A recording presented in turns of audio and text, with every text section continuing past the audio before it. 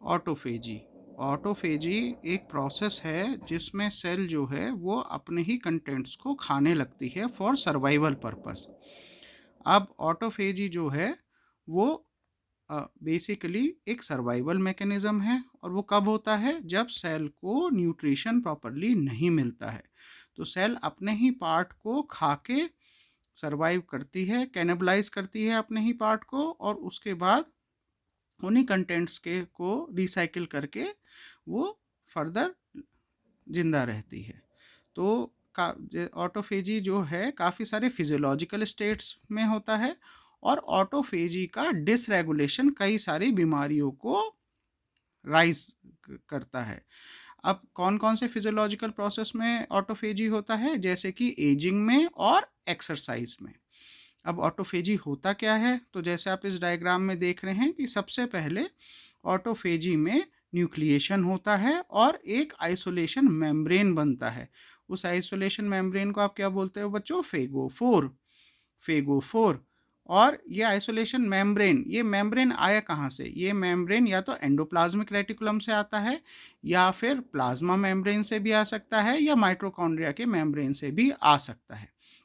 धीरे धीरे फिर जैसे आप देख सकते हैं कि ये मेम्ब्रेन फॉर्मेशन हुआ, पहले इनिशिएशन हुआ। इनिशिएशन होते हुए आप देख सकते हैं कि वो सेल का थोड़ा कंटेंट अपने अंदर ले रहा है।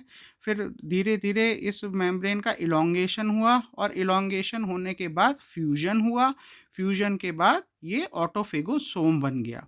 अब ऑटोफेगोसोम जो है वो फिर ये लाइजोसोम्स के साथ फ्यूज़ करा, और लाइजोसोम्स के जो एंजाइम्स हैं उन्होंने सेल के ऑटोफेगोसोम के अंदर जो सेल का कंटेंट है उसे उन्होंने डाइजेस्ट कर दिया और डिग्रेड कर दिया, और सेल ने फिर उन चीज़ों को यूटिलाइज कर लिया।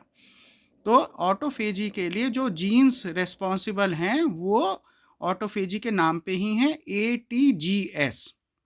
ATGS। और इन आपको बिल्कुल शॉर्ट में मैं बता देता हूँ, इसमें एक PE लिपिडेटेड LC3 करके, PE लिपिडेटेड LC3 एक मार्कर होता है जिसके थ्रू हम ये तय कर सकते हैं कि सेल्स जो हैं वो ऑटोफेजी में जा रही हैं।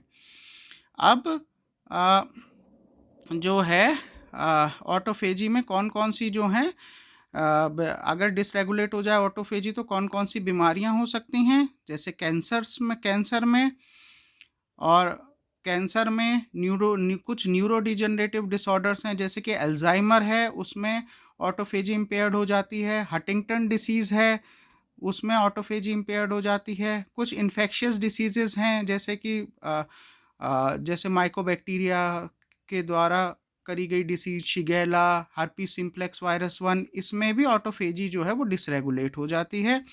फिर इन्फ्लेमेटरी बाउल डिसीजेज जैसे अल्सरेटिव कोलाइटिस या क्रॉन्स डिसीज, इसमें भी ऑटोफेजी डिसरेगुलेट हो जाती है।